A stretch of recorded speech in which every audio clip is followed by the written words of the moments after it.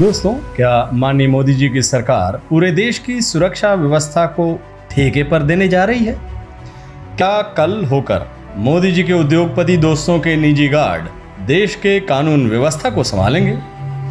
ये सवाल मैं क्यों पूछ रहा हूं, इसको समझने के लिए आप देश के माननीय गृह मंत्री अमित शाह जी का ये बयान सुनिए। क्या हम ऐसा कर सकते हैं, एक हाइब्रिड मॉडल खड़ा कर सकते हैं जिसमें इसकी रणनीति तो CISF बनाएगी, परंतु प्राइवेट सुरक्षा एजेंसियां और CIFS दोनों हाइब्रिड मोड पर सुरक्षा का एक पूरा खाका तैयार करके सुरक्षा प्रदान करेगी और धीरे धीरे उसमें से CIFS निकलती जाए और प्राइवेट सुरक्षा एजेंसियों को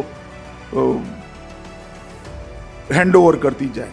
आपने गौर किया होगा कि श्री अमित शाह ने धीरे धीरे शब्द 3 बार बोला है और जिस वक्त वो ये बोल रहे थे कि CISF सुरक्षा का काम प्राइवेट सुरक्षा एजेंसियों को हैंडओवर कर दें, उस वक्त उनकी जुबान थोड़ी लड़खड़ाई भी थी, लेकिन उनका संदेश साफ है। देश के औद्योगिक प्रतिष्ठानों की सुरक्षा का जो काम अब तक CISF कर रही थी, वो काम अब उद्योगपतियों के निजी सुरक्षा गार्ड करेंगे।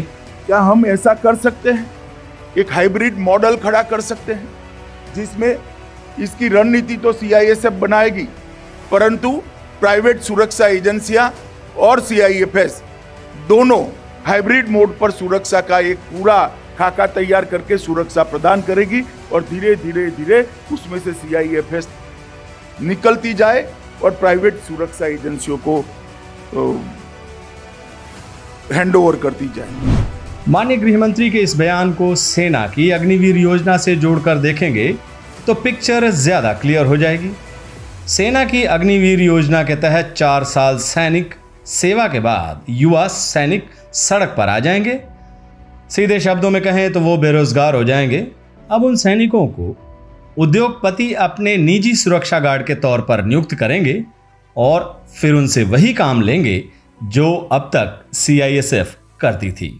मतलब निजी उद्योगपतियों के सुरक्षा गार्डों की ट्रेनिंग वगैरह का काम सेना करेगी और उसके बाद उन्हें नौकरी के लिए उद्योगपतियों को सौंप देगी।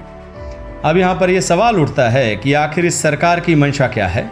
केवल 4 साल तक सैन्य सेवा की योजना बनाकर ये देश की सुरक्षा व्यवस्था को पहले ही कमजोर कर चुकी है और अब CISF को बंद करने की बात कर रही है। क्या कल होकर यह सरकार पूरे देश की सुरक्षा व्यवस्था को निजी क्षेत्र को सौंप देगी? कांग्रेस सांसद श्री रणदीप सिंह सुरजेवाला की माने तो सरकार का यह कदम उसी दिशा में उठा एक कदम है। अमित शाह के बयान को टैग करते हुए श्री सुरजेवाला ने ट्वीट किया है, अब CISF को भी बंद करने की बारी, पूरे देश की सुरक्षा ही ठेके पर देंगे। ऐ मेरे देश, यही है झूठे राष्ट्रवाद का असली चेहरा। वाकई बीजेपी का राष्ट्रवाद कमाल का है, एक ऐसा राष्ट्रवाद जिसकी कमान उद्योगपतियों के हाथ में होगी।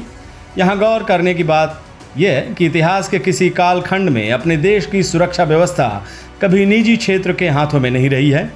सतयुग से लेकर कलयुग तक देश की सुरक्षा व्यवस्था और सेना तो हरदम राजा और राज्य के ही अधीन रही है। आसान शब्दों में समझा जाए तो रावण और कौरव में चाहे लाख बुराई हो, लेकिन उन दोनों ने देश की सुरक्षा व्यवस्था को ठेके पर नहीं सौंपा था।